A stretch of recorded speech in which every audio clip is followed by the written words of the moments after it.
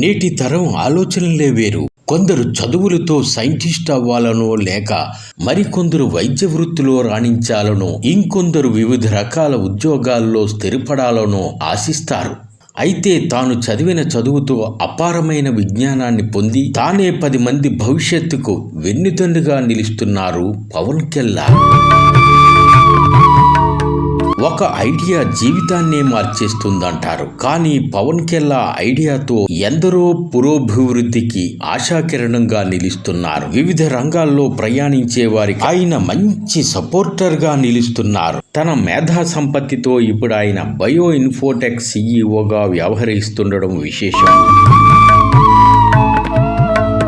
విశాఖ నగరం గోపాలపట్నం చంద్రనగర్కు చెందిన పవన్ కెల్లా గోపాలపట్నం ఆదిత్య డిగ్రీ కళాశాలలో బీఎస్సీ బయోటెక్నాలజీ పూర్తి చేశారు. చిన్న వయసు నుంచే ప్రతి అంశంలోనూ తెలుసుకున్న జ్ఞానాన్ని ఇతరులకు తెలియజేయడం హాబీగా చేసుకున్నారు ఆయన. పవన్ కెల్లాకు చదువుతో పాటు సామాజిక అంశాలపైన శ్రద్ధ ఎక్కువ.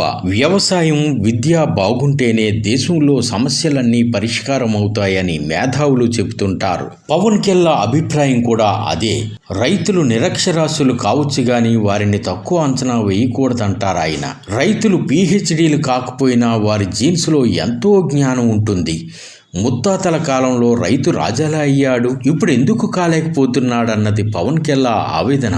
కల్తీ ఎరువులు, కల్తీ విత్తనాలు వాడటం, పంట చేతికి అందొచ్చే సమయానికి ఆ పంటలు వరదలకు కొట్టుకుపోతుండడంలో ఎన్ని లోపాలున్నాయో గుర్తించాలంటారు ఆయన.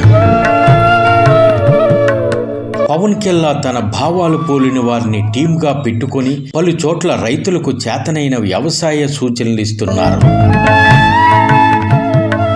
కల్తీ ఎరువులు, కల్తీ విత్తనాలు వాడకుండా మంచి పంటలు ఎలా పండించాలో గ్రీన్ బ్లిస్ ఆగ్రో కంపెనీకి తెలుసు. ఈ కంపెనీని మోడల్గా చెబుతూ పలు చోట్ల రైతులను చైతన్యవంతులను చేసేలా ప్రచారం చేశారు పవన్ కెల్లా.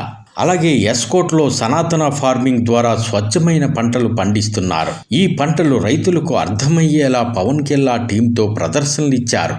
ఏ సీజన్లో ఏ పంటలు పండిస్తే గిట్టుబాటు ఉంటుందో చెబుతున్నారు ఆయన. పవన్ కెల్లా తన మేధస్సుతో ప్రభుత్వ విద్యా సంస్థల సేవల్లోనూ చురుకైన పాత్ర పోషిస్తుండడం విశేషం. కేంద్ర ప్రభుత్వం అడల్ట్ థింకరింగ్ ల్యాబ్ మిషన్ పథకాన్ని అమలు చేస్తోంది. ఈ పథకం కోసం ప్రత్యేకంగా గ్రాంట్ కూడా ఇస్తోంది. వీటి నిర్వహణకు పలు సంస్థలు పనిచేస్తున్నాయి. ఆంధ్రప్రదేశ్, తెలంగాణలో ప్రాజల్ మైన్స్ అనే సంస్థతో పవన్ కెల్లా కొలాబరేట్ అయ్యారు. టెలిస్కోప్ నుంచి మొదలు ఎంతో పరిజ్ఞానాన్ని విద్యార్థులకు అర్థమయ్యేలా వర్చువల్ క్లాసుల విజయవంతానికి కృషి చేస్తున్నారు ఆయన. ప్రాజల్ మైన్స్ సంస్థ విజయవాడ కేంద్రంగా స్టేట్ రీసెర్చ్ ట్రైనింగ్ ఇస్తోంది. దీనికి laboratory setup, telescope, mobile planetarium, virtual reality install చేసి ఆంధ్రప్రదేశ్ విద్యాశాఖ మంత్రి ఆదిమూలపు సురేష్ నుంచి ప్రశంసలు అందుకున్నారు పవన్ కెల్లా. తాజాగా పవన్ కెల్లా బయో ఇన్ఫోటెక్ అనే సంస్థను స్థాపించగా కేంద్ర ప్రభుత్వం మినిస్ట్రీ ఆఫ్ కార్పొరేట్ అఫైర్స్ నుంచి గుర్తింపు రావడం విశేషం. ఇప్పుడు పవన్ కెల్లా బయో ఇన్ఫోటెక్ సీఈఓగా ప్రాచుర్యంలోకి వస్తుండడం అభినందనీయం. దేశంలో గ్రామీణ విద్యార్థులు ఉన్న అవకాశాలతో ఎవరికి వారు స్వశక్తితో జీవితాలను నిలబెట్టుకునేలా ఎదగాలని పవన్ కెల్లా ఆశిస్తున్నారు. పవన్ కెల్లా అంతరంగం ఏముందో ఆయన మాటల్లోనే విందాం. మరి 2018లో నాకు కాపీరైట్స్ వచ్చాయి, like artificial intelligence integrated with GTAC అనే కాన్సెప్ట్ మీద.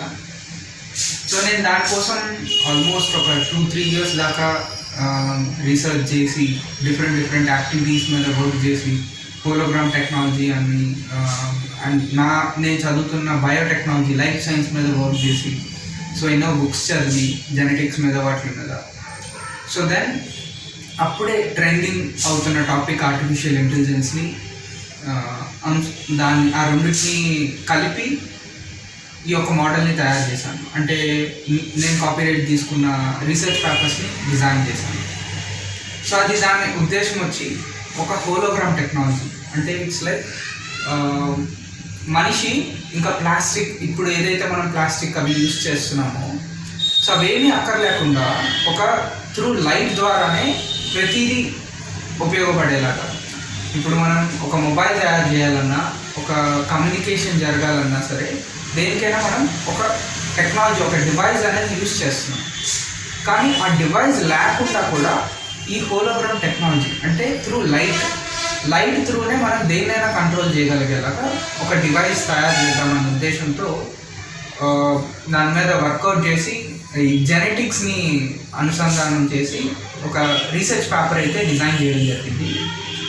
సో ఆ రీసెర్చ్ పేపర్స్ అన్నీ ప్రిపేర్ చేసిన తర్వాత ఎన్ఆర్డిసి, మన national research development corporation Saaho గారి దగ్గరికి వెళ్ళమని మా ప్రొఫెసర్ సత్యప్రకాష్ గారు అడ్వైజ్ ఇచ్చారు. సో ముందు నుంచి సార్ నాకు బాగా సపోర్ట్ చేస్తూ ఉంటారు. సో అలానే ఒక అడ్వైజ్ అయితే ఇచ్చారు, ఇలా వెళ్ళి ఆయనకి చెప్పి చూడు అని. సో ఆయనకి చెప్పడంతో ఇంకొంచెం అడ్వాన్స్డ్ లెవెల్కి తీసుకెళ్ళి ఆయన ఐడియా బాగుంది, సో మనం దీన్ని ఇంకా అడ్వాన్స్ లెవెల్కి తీసుకువెళ్దామని చెప్పి ఆ రీసెర్చ్ పేపర్ సబ్మిట్ చేశాక కాపీరైట్స్ వచ్చాయి, ఇంటర్నేషనల్ కాపీరైట్స్. సో కాపీరైట్స్ వచ్చిన తర్వాత నెక్స్ట్ డే పేపర్లో వచ్చింది టైమ్స్ ఆఫ్ ఇండియాలో. సో పేపర్లో రాగానే మొత్తం అందరూ ఓకే. అప్పటి వరకు ఎలా ఉండేది అంటే ఒక రీసెర్చ్ కానీ లేదా ఒక ఇలాంటి వర్క్స్ ఏమైనా రీసెర్చ్ వర్క్స్ కానీ ఏమైనా ఒక కైండ్ ఆఫ్ పేటెంటింగ్ కానీ కాపీరైట్స్ కానీ ఎవరికి వస్తుంది అంటే ఓన్లీ ఒక పిహెచ్డి స్కాలర్కో లేకపోతే ఒక అంటే డిగ్రీ అయిన తర్వాత మాస్టర్స్ చేసిన తర్వాత పిహెచ్డి చేశాక వాళ్ళకి మాత్రమే కాపీరైట్స్ కానీ పేటెంట్స్ కానీ వస్తాయన్న అపోహ, అంటే ప్రతి ఒక్కళ్ళు అదొక అపోహ ఉండిపోయింది. సో అది దానికి కాపీరైట్స్కి పేటెంట్స్కి ఒక రీసెర్చ్ దీనికి సంబంధం లేదు అని అప్పుడు మ్యాక్సిమం అందరికీ ప్రూవ్ చేశాను, మా ఇంటి దగ్గర కానీ కాలేజ్లో కానీ. సో చాలామంది ఏంటి అంటే అదొక రీసెర్చ్ చేయాలంటే నువ్వు కాలేజ్ కంప్లీట్ చేసుకోవాలి, తర్వాత ఇలా ఈ కైండ్ ఆఫ్ మైండ్ సెట్తో ఉండేవారు. సో అది కాదు, రీసెర్చ్ అంటే ఎవరైనా చేయొచ్చు. దాంట్లో గ్రాస్ రూట్ ఇన్నోవేటర్లు అవనివ్వండి, లేకపోతే రీసెర్చ్ స్కాలర్ అవనివ్వండి. సో డిగ్రీకి లేకపోతే పిహెచ్డికి వీటికి సంబంధం లేదు. రీసెర్చ్ చేసి మనం తయారు చేసిన రీసెర్చ్ని కాపీరైట్స్ అంటే దాన్ని స్టోర్ అంటే కాపాడుకోవడం అనమాట. సో ఆ కాపాడుకోవడం అనేది ఎవరైనా చేయొచ్చు. అలా చేసిన తర్వాత దాని వాల్యూ అనేది డిపెండ్స్ ఆన్ యువర్ రీసెర్చ్. మీరు ఏదైతే తయారు చేశారో దాని మీద డిపెండ్ అయి ఉంటుంది, దాని వర్త్ మీద డిపెండ్ అయి ఉంటుంది. సో ఇందులో రకరకాల ప్రోగ్రామ్స్ ఉన్నాయి. సో మనం ఈ హోలోగ్రామ్ టెక్నాలజీని డెవలప్ చేయాలి అంటే చాలా టెక్నాలజీస్ ఇంక్లూడ్ చేయాలి. సో దానికి చాలా టైం పడుతుంది, అలానే ఖర్చు కూడా అవుతుంది. సో ఈ ఖర్చుని వాటిని క్యాలిక్యులేట్ చేసుకొని దానికి టైంని చూసుకొని సో ఓకే ఇక్కడ నేను స్టార్ట్ చేయాలి అంటే చాలా సిచ్యువేషన్స్ అవి అడ్డు రావడం, కొన్ని కారణాల వల్ల దాని మధ్యలో ఆపడం జరిగింది. సో అలా ఆ తర్వాత నేను మా ఫ్రెండ్స్ని అంటే నాలాగా ఒక థాట్ ఉండి మధ్యలో ఆగిపోయి ఉన్న వాళ్ళని చాలామందిని చూశాను నా ఫ్రెండ్స్లోనే. సో అంటే ఒక్కొక్కరికి ఒక్కొక్క ప్యాషన్ ఉంటుంది. సో డిఫరెంట్ ప్యాషన్ మోడ్లో ఉంటారు. కొంతమందికి డ్రాయింగ్ అంటే ఇష్టం, కొంతమందికి పియానో ప్లే చేయడం కానీ లేదా మ్యూజిక్ కానీ లేదా రకరకాల వంట చేయడం అంటే ఇష్టం ఉంటుంది. సో కానీ వాళ్ళ యొక్క ప్యాషన్ని ఎలా డెవలప్ చేసుకోవాలో ఐడియా ఉంటుంది. అంటే దాన్ని ముందుకు తీసుకెళ్ళాలంటే అది అయితే చిన్న చూపుగా చూస్తారు, లేదా అదొక హై రేంజ్గా చూస్తారు, ఊహించుకుంటారు అది నా వల్ల కాదులే అని, లేదా పేరెంట్స్ సపోర్ట్ లేదనో, బయట ప్రపంచం ఏమనుకుంటుందో అనే బాధతో ఆ పర్టికులర్ ఏదైతే ప్యాషన్ ఉందో అది అక్కడితో ఆపేసుకుంటారు. సో అలా కాదు, ఇంకా ముందుకు వెళ్ళాలి, ఆ ప్యాషన్ ఇంకా డెవలప్ చేయాలి అంటే దానికంటూ ఒక వే చూపించాలి మనం. సో దానికి ఒక ప్లాట్ఫామ్ కావాలి. సో ఆ ప్లాట్ఫామే బయో ఇన్ఫోటెక్. 2020లో ఈ బయో ఇన్ఫోటెక్ అనేది స్టార్ట్ చేయడం జరిగింది. ఎప్పటి నుంచో ఉన్న ఐడియాని సో నేను ఇంకా ఎప్పుడైతే నేను ఒక ఫ్రెండ్ని చూశానో, నవీన్ అనే ఒక అబ్బాయిని, గీతం కాలేజ్, సో తను చూసాక ఓకే ఇది ప్లాట్ఫామ్ అనేది ఇంకా రిక్వైర్డ్ ఉంది. సో తను డ్యాన్స్లో చాలా ప్యాషనేటెడ్, కానీ కొన్ని కారణాల వల్ల ఇంకా బయటకు రాలేక కొన్ని ఇబ్బందుల వల్ల ఉంటే అది చూసాక ఇంకా నేను ఎలా అయినా ఇంకా ఇంప్లిమెంటేషన్ స్టేజ్కి తీసుకెళ్ళాలి అని చెప్పి స్టార్ట్ చేశాను. తనతో ఫస్ట్ స్టార్ట్ చేయడం జరిగింది. ఆ తర్వాత ఆల్మోస్ట్ మోర్ దెన్ 2000 స్టూడెంట్స్ని అక్రాస్ ఇండియా జాయిన్ అయ్యారు బయో ఇన్ఫోటెక్లో. సో రకరకాల ప్యాషన్ని డెవలప్ చేసుకోవడం. వెబినార్ సెషన్ అని 2019లోనే వెబినార్ సెషన్స్ అనేవి స్టార్ట్ చేశాను నేను.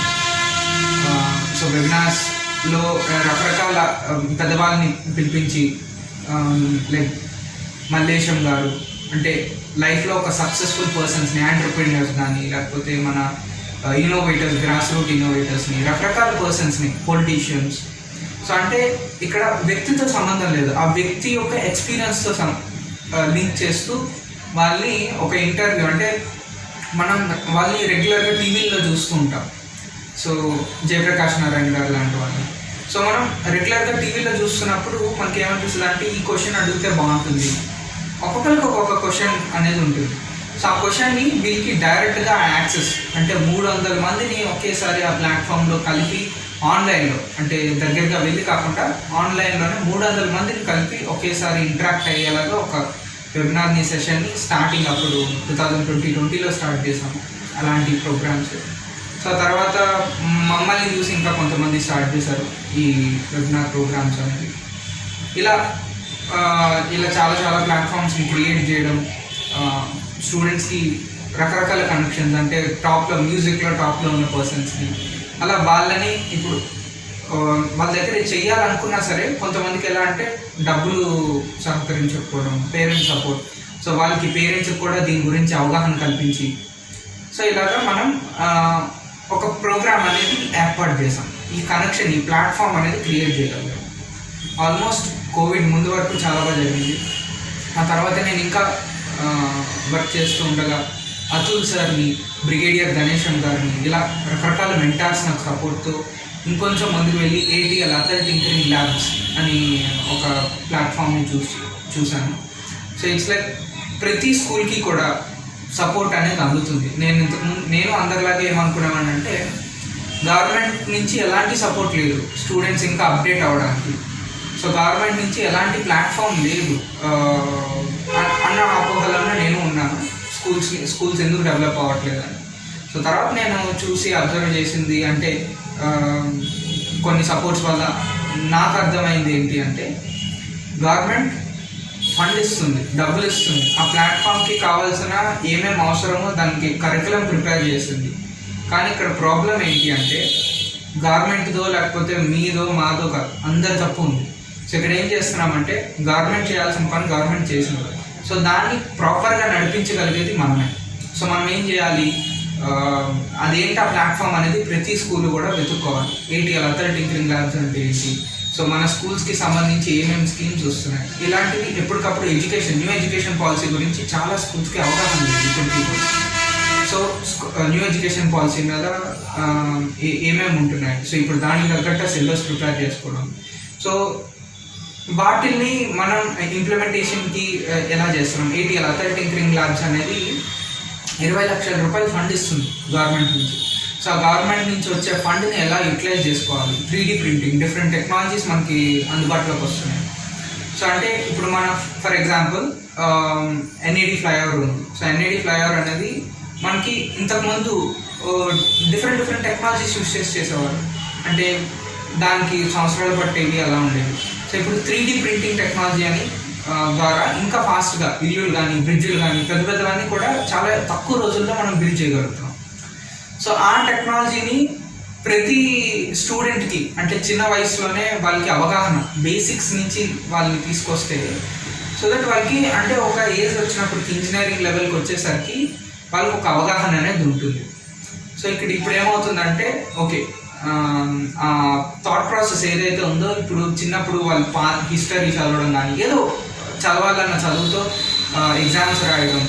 సో ఇలాంటి ఎడ్యుకేషన్ సిస్టమ్ వల్ల ఏమవుతుందంటే, అంటే ఎడ్యుకేషన్ సిస్టమ్ని నేను తప్పు చేయట్లేదు, మనం దాన్ని వాడుకునే విధానాన్ని చెప్తున్నాను. ఇది కూడా అందరికీ కాదు, ఎవరైతే సమయంగా వాడుకోలేకపోతున్నారో వాళ్ళకి మాత్రమే. సో ఇప్పుడు మనం ప్రాక్టికల్ ఎడ్యుకేషన్ సిస్టమ్ అంటున్నాం. సో ప్రాక్టికల్గా చాలా స్కూల్స్ ప్రయత్నిస్తున్నాయి చెప్పడానికి. సో వీటిని ఇంకా అప్డేట్ చేయాలి అంటే మనం ఇంకా అప్డేట్ అవ్వాలి. సో దానికి తగ్గట్టు మనం ప్రిపరేషన్ అనేది మనం ఇప్పటి నుంచే చేసుకోవాలి. అంటే ఇప్పుడు ఫ్యూచర్ మొత్తం కూడా ఇప్పుడు కోవిడ్ వచ్చి మనకి ఒక మంచి సపోర్ట్ చేసింది నిజం చెప్పాలంటే. సో అంటే సపోర్ట్ అంటే నాకు తెలిసి ఎంత నష్టం కలిగించిందో అంతే మంచి కూడా చేసింది నా ఉద్దేశంలో. ఎందుకంటే ప్రతి ఒక్కరికి ఒక అవగాహన కలిగించింది. అంటే ప్రతి ఒక్కరు పరిగెడుతున్నారు, కాంపిటేటివ్ వరల్డ్ అంటున్నారు. సో కాంపిటేటివ్ వరల్డ్ అంటే ఇప్పుడున్న వరల్డ్ ఎలా నేర్పిస్తుందంటే మన పిల్లలకి కానీ ఎవరికైనా, సో నువ్వు ఒక 10 మందిని వెనక పెట్టి నువ్వు ఫస్ట్ ఉండు అని చెప్తున్నావు. సో అలా చెప్పడం వల్ల ఏమవుతుంది అంటే పిల్లలు వాళ్ళు ముందుకు వెళ్తున్నారు. మీకు దానికి ఒక స్టోరీ చెప్తాను చూడండి. సో మౌంట్ ఎవరెస్ట్ అందరికీ తెలిసిందే. సో మౌంట్ ఎవరెస్ట్కి ఒక 40 మంది వెళ్ళారు. సో 40 మందిలో ఒకరు మాత్రమే రీచ్ అవుతారు అనుకున్నాం. సో మిగతా వాళ్ళు కిందనే ఉండిపోతారు. కొంతమంది చనిపోవచ్చు, కొంతమంది ఏదైనా అవుతుంది. సో ఇక్కడ ఏమవుతుంది అంటే పేరెంట్స్ ఏం చెప్తున్నారంటే నువ్వు ఒక్కడవే రీచ్ అవ్వు, నువ్వు ఒక్కడవే వెళ్ళు అన్నట్టు చెప్తున్నారు. అంటే క్లాస్లో నువ్వు ఒక్కడవే ఫస్ట్ రావాలి. సో ఇక్కడ టూ థింగ్స్ ఉన్నాయి. ఏంటి అంటే ఫర్ ఎగ్జాంపుల్ ఈ అబ్బాయి ఒక్కడే వెళ్ళాడు అనుకున్నాం, మిగతా వాళ్ళందరూ కిందనే ఉండిపోయారు. సో ఒక్కడే వెళ్ళడం వల్ల ఉపయోగం ఏంటి? అక్కడికి వెళ్ళిన తర్వాత వెళ్ళిన తర్వాత ఒక మంచి రెప్యుటేషన్ ఉంటుంది, అన్నీ చూస్తారు, బాగుంటుంది. కానీ అక్కడ ఎంజాయ్ చేయడానికి ఏముంటుంది? సో మౌంట్ ఎవరెస్ట్ ఎక్కిన తర్వాత వాడు ఎంజాయ్ చేయడానికి చుట్టుపక్కల ఫ్రెండ్స్ లేరు, చెప్పుకోవడానికి ఎవరు ఉండరు. సో అప్పుడు ఏంటి పరిస్థితి? సో అదే ఒక 30 మందితో కలిపి వెళ్ళారు అనుకోండి, 30 మంది ఆ టాప్ లెవెల్కి రీచ్ అయ్యారనుకో. సో 30 మంది కూడా ఎంజాయ్ చేస్తారు. సో ఒకళ్ళని చూసుకొని ఒకళ్ళు ఎంజాయ్ చేసి అక్కడ ఆడుకోవడానికి ఒక మంచి ఇది దొరుకుతుంది. అంటే ఇక్కడ దీంట్లో మనం తెలుసుకోవాల్సింది ఏంటి అంటే మనం వెనక్కి అంటే నువ్వు ఫస్ట్ రావాలి అని కాకుండా సో నీ మార్క్స్, నీ పర్సంటేజ్ లెవెల్ని పెంచుకోమని కానీ, లేకపోతే కాంపిటేటివ్ వరల్డ్ అని కాకుండా దీన్ని నీ యొక్క ప్యాషన్ ఏదైతే ఉందో దాన్ని డెవలప్ చేసుకోమని. సో తన వరకు మాత్రమే మాట్లాడితే పక్క వాళ్ళని కంపేర్ చేస్తూ అంటే నువ్వు వాడికన్నా నువ్వు ఫస్ట్ అవ్వాలి, లేకపోతే వీడికన్నా నువ్వు ఇది అవ్వాలి. ఓకే, కాంపిటేటివ్ అనేది ఒక స్పిరిట్ని ఇస్తుంది, కానీ మనం ఇంకా ఎక్కువగా మనం దాన్ని చేయడం వల్ల ఏమవుతుందంటే అదొక నెగిటివ్గా వెళ్ళే అవకాశం కూడా ఉంటుంది. మనం కాంపిటీషన్ అనేది కూడా ఒక కొంత పర్సంటేజ్ వరకు ఇవ్వాలి, మనం దానికి మించి ఇస్తున్నాం. దానివల్ల ఏమవుతుందంటే వేరే అంటే ఈగోలకి ప్లస్ రకరకాల కొట్లాట్లకి ఎన్నో ఫైటింగ్స్కి వాటికి దారితీస్తుంది. సో మనం ఈ ఫ్రెండ్షిప్ నేచర్ అనేది మనం ఇంటి లెవెల్ నుంచే మనం చేసేలాగా ప్లాన్ చేయాలి. సో దానికోసం మనం ఇంకా డిఫరెంట్ మెథడ్స్ అంటే డిజైన్ థింకింగ్ అని ఒక ప్రోగ్రామ్ని నేను సిడ్నీ యూనివర్సిటీలో కోర్స్ చేశాను. సో అది నాకు అతుల్ సార్ అని ఒక నా మెంటర్ నాకు దాని గురించి చెప్పగానే దాని మీద వర్క్ చేసి సో అసలు డిజైన్ థింకింగ్ అంటే ఏంటి దాని మీద వర్క్ చేసి Sydney university and Virginia university నుంచి సర్టిఫికేషన్ తెచ్చుకొని ఎందుకు ఉపయోగపడుతుంది ఏంటో చూశాక నాకు అర్థమైంది ఏంటి అంటే మన మైండ్ సెట్లో ప్రతి ఒక్కరికి ఒక ఇన్నోవేషన్ అనేది ఉంటుంది, ఏ వర్క్లో అయినా సరే. ఆ ఇన్నోవేషన్ని మనం ఎలా బయటికి తెప్పించాలా అనేది ఈ యొక్క డిజైన్ థింకింగ్ యొక్క ప్రోగ్రామ్ యొక్క కాన్సెప్ట్. సో దీని మీద రకరకాల కార్పొరేట్ కంపెనీస్కి అలాగే ఇన్స్టిట్యూషన్స్కి కూడా వెళ్ళి మనం క్లాసెస్ అవి చెప్పడం. సో దీని ద్వారా కూడా ప్రతి ఒక్కరికి ఒక 4గురికి పంచే విధంగా మనం చేస్తున్నాము. సో మీరు ఎవరికైనా ఇంట్రెస్ట్ ఉన్నా సరే ఈ kind of design thinking concept. అలానే పల్లె సృజన నాకు బాగా సపోర్ట్ చేసిన ఆర్గనైజేషన్ బ్రిగేడియర్ గణేశన్ గారు. సో ఆయన్ని సత్యప్రకాష్ గారు ఎవరైతే నన్ను ఇంట్రడ్యూస్ చేశారో మార్కెట్లోకి.